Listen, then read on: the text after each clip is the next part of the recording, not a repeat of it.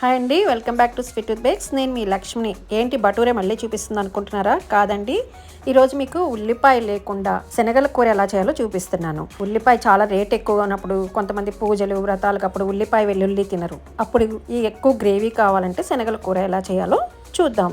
శనగలు తీసుకుని 8 hours ముందు నానబెట్టి ఉంచాలి.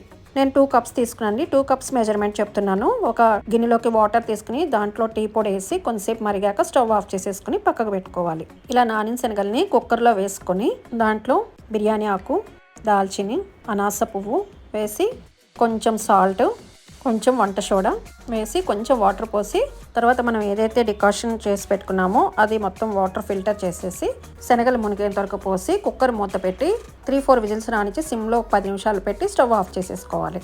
ఇప్పుడు ఈ కూరకి ఏమేమి మసాలాలు కావాలో చూద్దాం. పెద్ద ఇలాచి, దాల్చిని, లవంగాలు, మిరియాలు, చిన్న ఇలాచి ఇవి కచ్చా పిచ్చాగా మిక్సీ పట్టుకొని పక్కకు పెట్టుకోవాలి. అలా మిక్సీ పట్టుకున్న ఈ పౌడరు, పల్లీ పౌడరు, ధనియాలు, జీలకర్ర, గసగసాల పొడి, కొబ్బరి, నువ్వుల పొడి, వేయించిన శనగపప్పు పౌడరు ఇవన్నీ వేపి విడివిడిగా పౌడర్ చేసి పెట్టుకునండి. మనకి ఏ కూరలో కావాలంటే ఆ కూరలో వేసుకోవచ్చు. అలాగే కొత్తిమీర, అల్లము పేస్ట్ చేసుకుని పెట్టుకోవాలి. అలాగే ఎండుమిరపకాయలు కూడా తీసుకుని వాటర్లో నానబెట్టి కాసేపు మెత్తగా పేస్ట్ చేసుకోవాలి.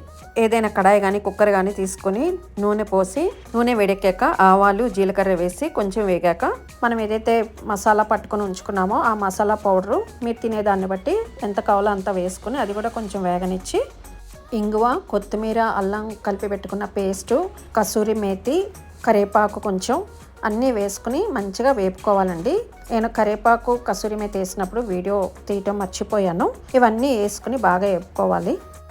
ఇది బాగా వేగాక ఎండుమిరపకాయలు మనం పేస్ట్ చేసి పెట్టినాం కదా అది కూడా వేసి కొంచెం వేగాక పుట్నాల పప్పు పౌడర్ వేసి కొంచెంసేపు వేగనివ్వాలి. ఇది పుట్నాల పప్పు కూడా నేను వేపే తీసుకున్నానండి. అన్నీ వేపే మనం పౌడర్ చేసుకోవాలి.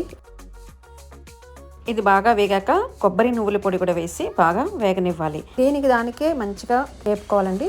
అలాగే ధనియాలు, జీలకర్ర, గసగసాలు కలిపిన పొడి వేసి వేగాక కాశ్మీరీ లాల్ మిర్చి పౌడర్ అండి. ఇది వేయటం వల్ల ఏంటంటే మంచి కలర్ వస్తుంది మనకి, అంతే. కొంచెం రుచిగా సరిపడా సాల్ట్ వేసి ఒకసారి అంతా కలిపి ఇది టొమాటో పేస్ట్ అండి. ఒక టొమాటో పేస్ట్ వేసుకున్నాను. టొమాటో పేస్ట్ వేసి కొంచెం వాటర్ పోసి నూనె తేలేంత వరకు ఉడకనివ్వాలి. ఇలా వేగి ఇదిగో చూసారా నూనె ఇలా తేలింది. ఇలా మసాలా అంతా ఉడికాక ఉడికించిన శనగల్ని బిర్యానీ ఆకు తీసేసి కావాలంటే వేసుకోవచ్చు. ఈ శనగల్ని ఈ కడాయిలో వేసేసుకొని వాటర్తో సహా వేసేసుకోవాలండి. బయట హోటల్స్లో చూసి ఉంటారు మీరు, చోలే భటూరే అంటే చోలే కర్రీ ఇలాగా బ్లాక్ కలర్లోనే ఉంటుంది. చాలామంది టీ బ్యాగ్స్ కానీ లేకపోతే టీ పౌడరు, మసాలా మూటగట్టి కానీ దాంట్లో వేస్తారు. ఇది అయితే బెస్ట్ అండ్ ఈజీ మెథడ్ అనిపించింది నాకు. దీన్ని ఇప్పుడు మంచిగా మసాలా అంతా పట్టేంత వరకు ఒక 10 నిమిషాలు ఉడికించుకోవాలి. ఇలా బాగా ఉడికాక కొత్తిమీర వేసుకుని దించేసుకోవటమే. చోలే కూర రెడీ అయిపోయిందండి. ఉల్లిపాయ, వెల్లుల్లి లేకుండా చూసారా గ్రేవీ ఎంత వచ్చిందో. ఇప్పటి వరకు భటూరే వీడియో చూడని వాళ్ళు నేను సోడా వేయకుండా ఎలా చేశానో చూడండి. నా వీడియోస్ కనుక నచ్చినట్లయితే లైక్ చేయండి, షేర్ చేయండి, నా ఛానల్ని సబ్స్క్రైబ్ చేసుకోండి. Thank you for watching from sweet with bakes.